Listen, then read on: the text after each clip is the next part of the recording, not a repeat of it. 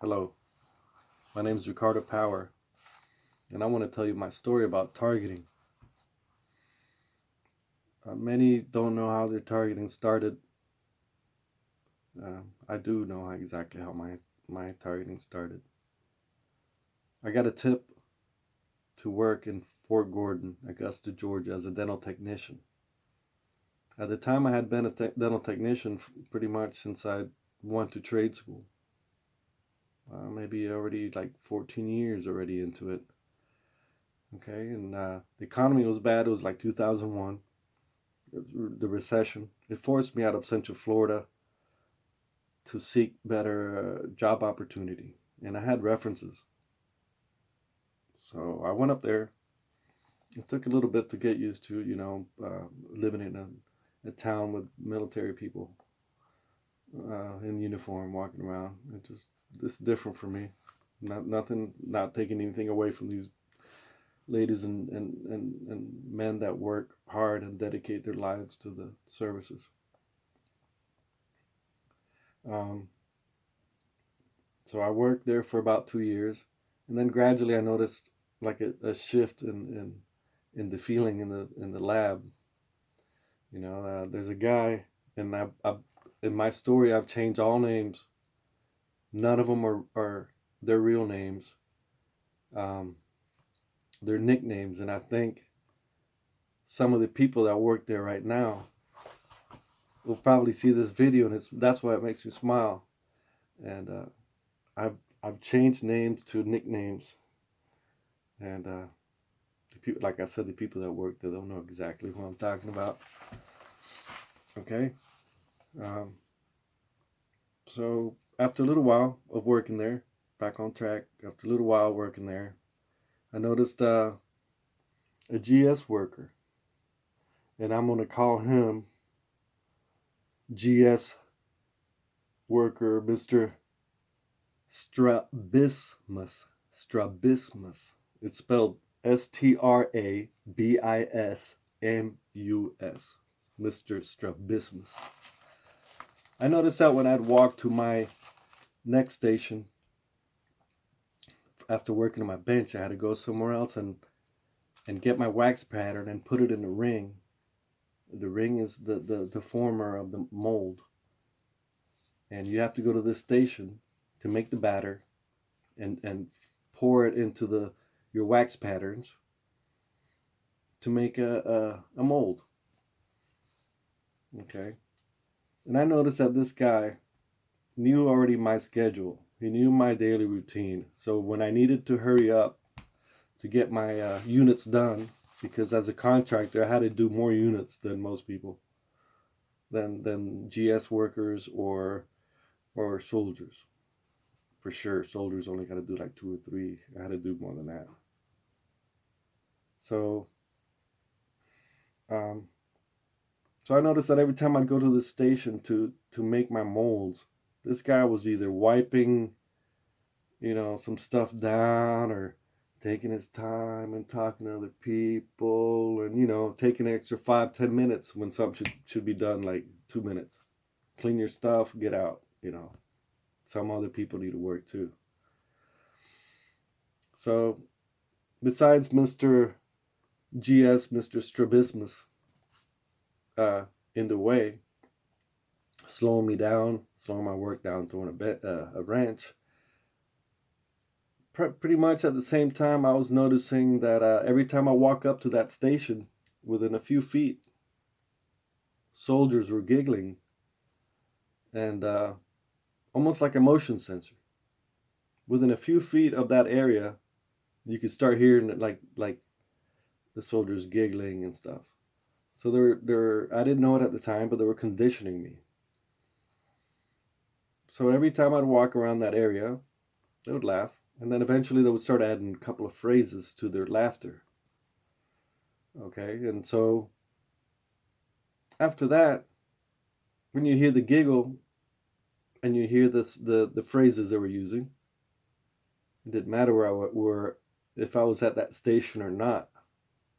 I was already conditioned to know that they're talking about me. Meanwhile, other people around were oblivious to it. Uh, it's overt, like It's out, they're just talking, and it looks normal to the untrained eye, but the other people weren't conditioned. I was. So every time I heard those phrases, that I knew they were directed towards me. Eventually, I was like, got a little stressed out about it. And I talked to my supervisor. My supervisor's name I will mention, not his real name. His name, for the sake of this, will be Mr. Plantain. Was my supervisor. Okay.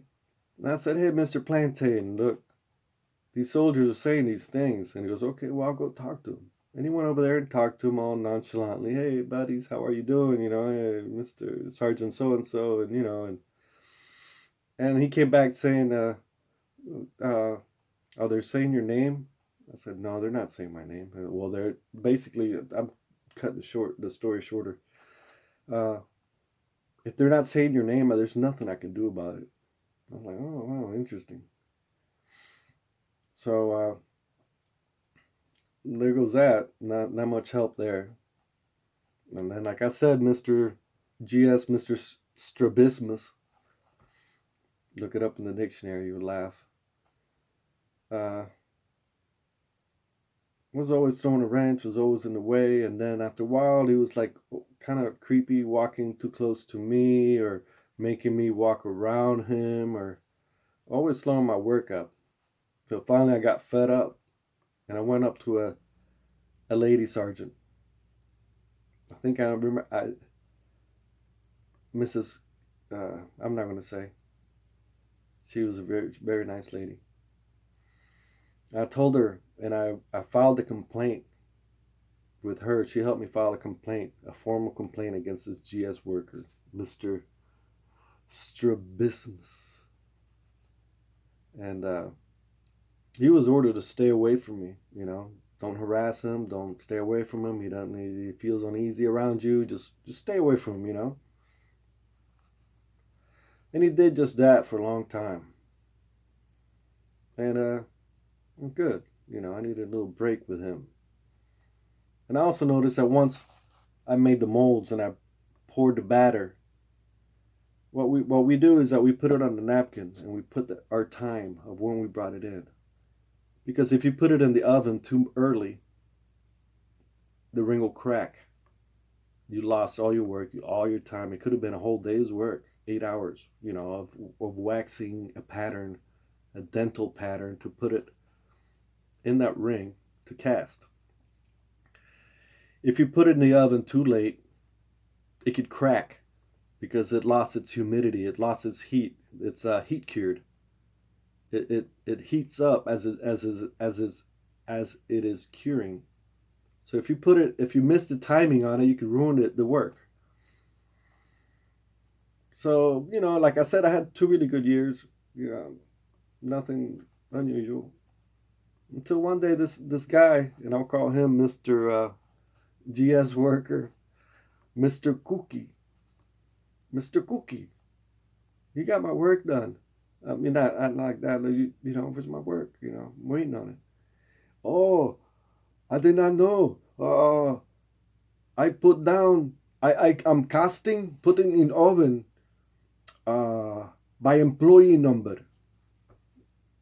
And it's like, whoa, really? I'm thinking to myself, I didn't tell him this. I said, wow, really? Dang, you know, it's never been by employee number. It goes by the time where you wrote down on the napkin what time you set that down, so he knows precisely when to put it in the oven and put your work forward so to the next, so he can cast it and then you get it back and then you metal finish it. But these are things that they're you know might not be might be beyond your understanding, and that's okay. So I noticed he was throwing a wrench in it too, and he was trying to slow me down. I also noticed in the lunchroom that the GS workers and the soldiers, there were like, sometimes the GS workers and soldiers sit together. Sometimes they don't. It's all normal. You know, we got our own little groups and stuff. Um, I mostly sat with the contractors. We sit with the same herd. That's how it goes. Sometimes we'd mix and match on the seating and stuff, but no, for the most part, you keep separate. I don't know why, but that's how it is. There's classism. I had no idea what it was. Um, I noticed that, I previously would bring, treats, food, stuff I would cook at home, and I would offer to the soldiers once in a while. Hey, would you like some of this? Or would you like some ribs? Would you, whatever I had, I'd share it. I'm a sharing, kind person. That's how my mom brought me up. An honest person. That's how she brought me up. So I noticed they didn't want to. They were starting to ostracize me. They didn't want to hang out, which is cool. This happens at work. Workplaces all the time. I'm tough. I'm no big deal. But I noticed that this. They were saying all these maybe a handful of phrases, maybe four phrases or whatever, and it's like I said, it's overt.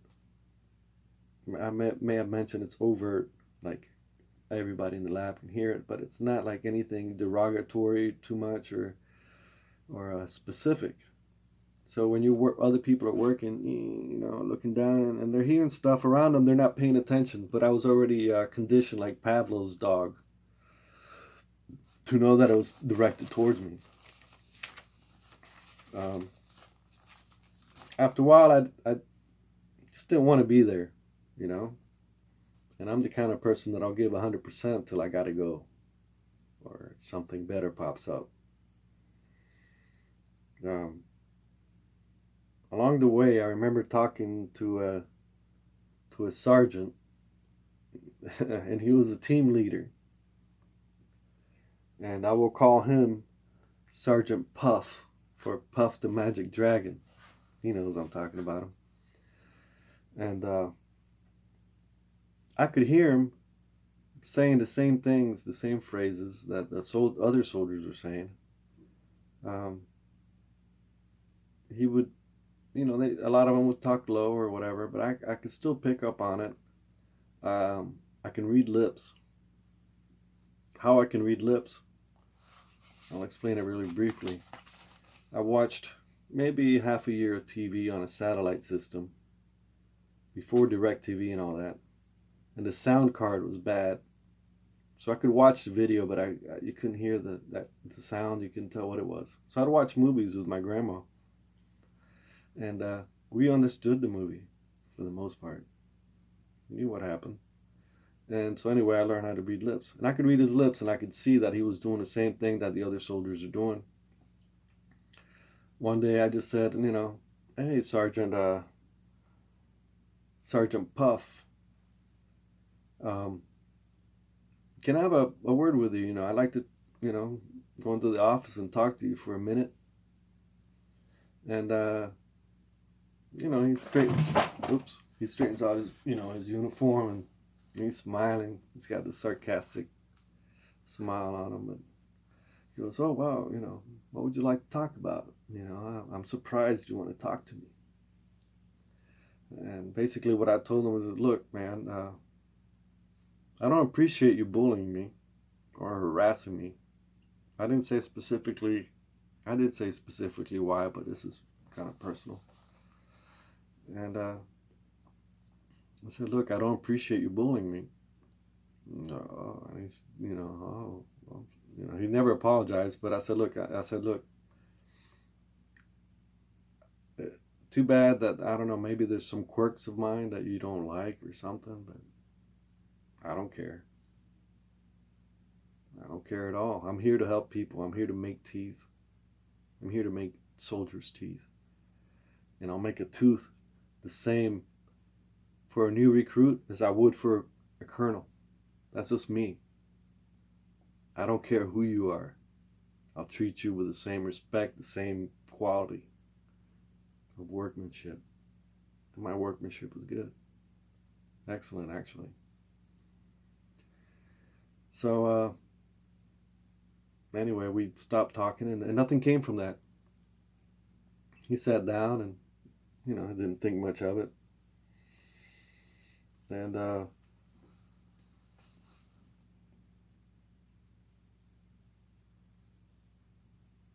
And so I kept working there for a few more months, and I started getting tired of the place. And like I've always done all my life, if I've dedicated myself to do something, I'm gonna do it well as I can until I find something better. I just want to leave, you know. But I don't change too much my attitude or my work. My work is the same. So, you know, I was thinking about leaving. I had already filed a harassment complaint against Mr. G.S. Strabismus. And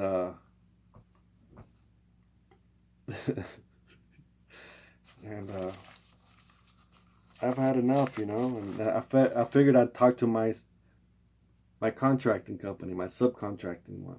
It wasn't direct. I wasn't getting directly paid by the army as a contractor. I'm getting paid by this other company. And I started saying, look, I feel uneasy here. I feel like I'm being harassed, and you know, I'd like to file a complaint against the army or something that starts something up. And then I went home or something, and I was like, well, heck, I don't want to do that. I want the army out of my life. Um, I don't want them problems with me. I want to forget about them, live and let live. You know, I figured if I forgot about them, that I could, you know, live and let live type thing. Um, so when I was quitting, I didn't give much notice because I don't want to you know, telepathy, tell them what or whatever, project what I was going to do. And my supervisor, Mr. Plantain, he was a really good guy. I don't blame him for any of this. Truly, he's a good guy. No sarcasm. I love the guy. If I saw him, I'd give him a hug. Um, he said, "Well, you know, you should talk to Top Smiley about this. You know, let him know, you know, what you're gonna do." So on my exit interview, I talked to him for a little bit. You know, after the interview, um, I sat back down on my chair and kept working, and I could hear him. I could hear Top Smiley talking to his sidekick. You know, to Smiley's sidekick next to him, saying, "You know, I think we ought to watch that guy. You know, uh, he knows this place." And I'm thinking to myself, that's kind of odd. Why would anybody say that? You know, I want to get the hell out of here. That's all. And I did. I moved to St. Augustine, Florida. I lived on a boat for about 2.5 years. I had no incidents, no problem, nothing. This is all workplace harassment at work, mob harassment, covert harassment. Like I mentioned, covert. Uh, it's covert for everybody, but it's overt to me. I see it, but the other people don't see it. Maybe I had misspoke earlier. It's not overt for them. It's overt for me. They don't know what's going on, but I do. So after that, I moved. You know, St. Augustine, lived on a boat for 2.5 years. Um, no incidences. Life was all right. It was hard. I worked as a laborer. My work is tough, but I'm tougher. Did that for a little bit. After that, I moved back to Central Florida, and I started working in a label company in Central Florida. They make labels for products, all sorts of products that you can imagine. Um, Worked there for a while. I was almost there a year. I started working there because I know somebody that I've known from childhood. She's about 3 years older than me, and very nice lady. She always had my back and stuff. But then, like from one day to the next, I could hear the night shift supervisor, the next one, talking to her, and always like making a case for me being this or that, or and I could hear him in the background. I got excellent hearing. And she would always like go, nah, that's not true, you know. So he was doing a little slandering, a little, you know, character defamation.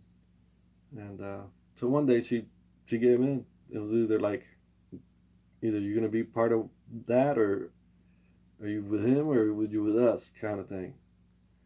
Um, so from one day to the next, they started doing the exact same tactic, the exact same technique the army was doing. And I was like, whoa, like holy moly, wow. The only difference is that because I'm not around soldiers and I'm not in a government building, I could play back a little bit. I've studied some psychology, I'm not totally uneducated. So I'd play back, and I swear they would say the same phrases, about four of them, whatever, repeatedly from different stations. One there, another minute there, another minute there, you know.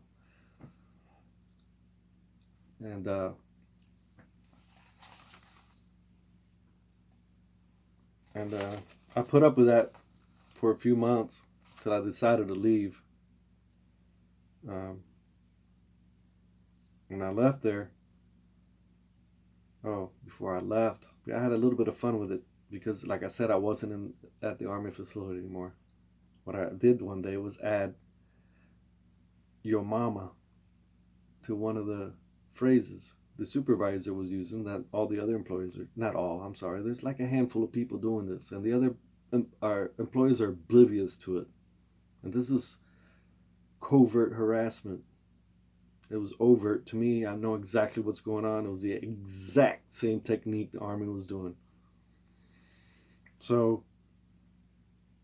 one time I said "your mama" to the end of one of those phrases, and I already knew the game. If you don't say the person's name directly, and you're not looking at them directly, and there's other people in the room, you're off the hook. They can't do nothing. So when I added "your mama" to it, that guy bounced around like a ping pong ball, like a pinball in the lab, just scratching his head, wishes he could do something. He can't do shit.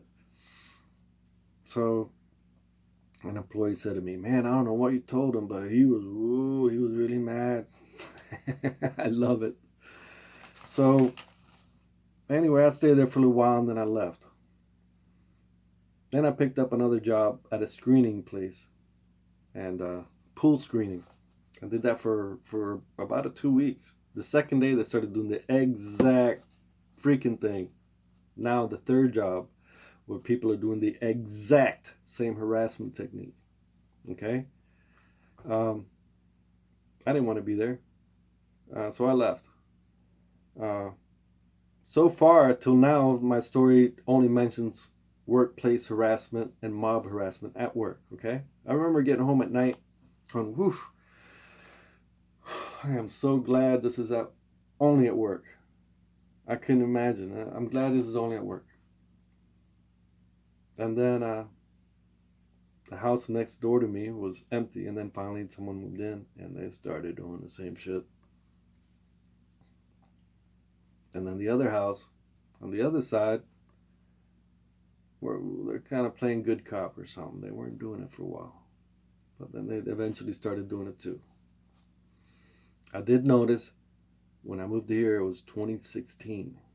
After 2016, by looking at the appraisal, county appraisal, home appraising, whatever, who and all the records of who moved in and when, 8 houses have moved in my area on my exact street from 2016 to 2020. I'd say 80% of them are vets, or maybe they're still kind of working, but like secretly. This is all covert stuff. A couple got dog tags. The guy on one side's got a dog tag. The other guy just moved in, or not, about 2 years ago. He just came out of the army. One day I got home. I was at the dock, And I come back up from the river and I point a spotlight briefly. They were working on the house before that guy moved in. They were like restoring it. They were painting it. They were changing cabinets and working on it. It was like a community thing. And I flicked my spotlight, and boy, they didn't have no curtains in the back of the house, and they still don't, which is kind of odd. And they scattered like roaches. I could hear cars starting up and taking off. And like I said, 8 houses have been purchased. Some were very, very short sales. Some signs weren't even put up for sale. On one house, they've moved around. It sold once, and they've had more than, I'd say, 5 people move in, like a couple, and supposed to be the realtor. He was in realty, and they lived there for a while. Then they moved out, and it sold very quickly to other people. And then that's when the army guy moved in, and that's when the people scattered under the spotlight. And so yeah, most of them are, I would say, they're ex military, maybe retired. Some are maybe retired police or something. I don't know. That part I don't know. But I do know by looking at the records, county records, that they all moved in after the fact that I had moved here. I guess sometimes they can't coerce people or make people believe their story to make them feel that you're a bad person. So it's just easier to buy them out, move in. And I want to say that I didn't know exactly what was going on till I watched the interview with Dr. John Hall. I was sitting in my van at a veterinary's office outside of a vet's office, waiting for my dog's appointment, and sure enough, Dr. John Hall started talking about gang stalking and covert harassment, and I was like, that's exactly what I'm going through. Exactly. To the T. Now, not all targeting is the same, by all means, but the gist of it, the main frame of it, it is the same. So it kind of made me relieved. I kind of felt relieved, just knowing what was going on and what you called it. Then I remember listening to Ella Free, and it was Karen Stewart giving her story. She's a ex-NSA linguist. And she worked for NSA for a while, and she went through all that, and it was just an amazing story. And she's very brave for telling her story. I really appreciate her and what she's done for the community.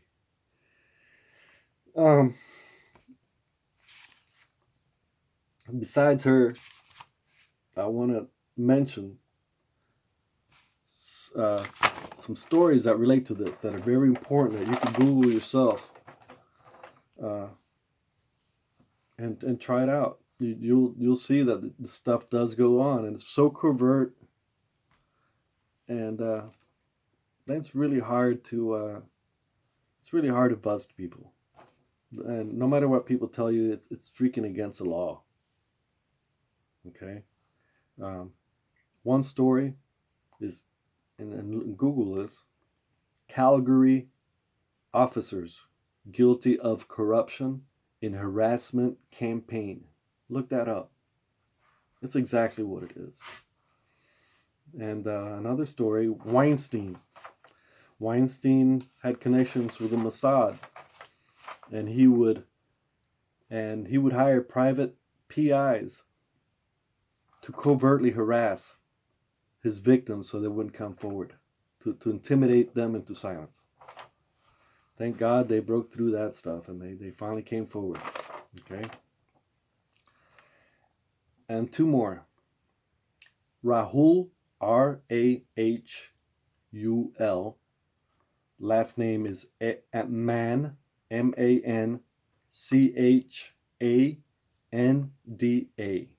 Manchanda.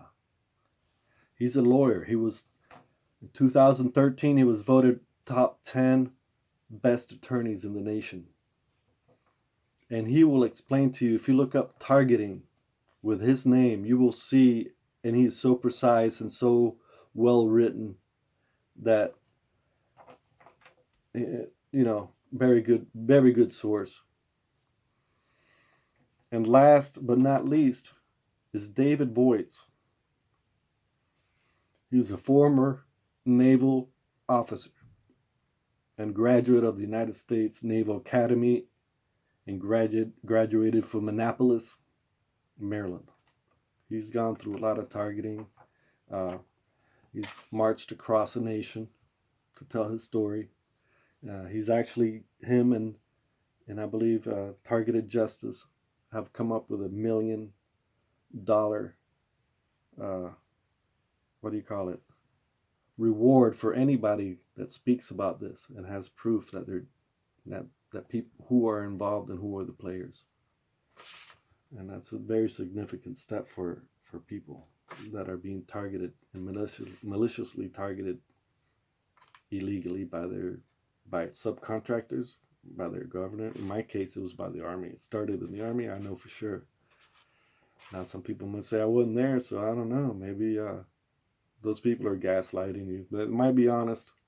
They really don't know. But to to always take your word last and always give everybody else the benefit of the doubt before you, and that's strange. And that would go in the range of gaslighting.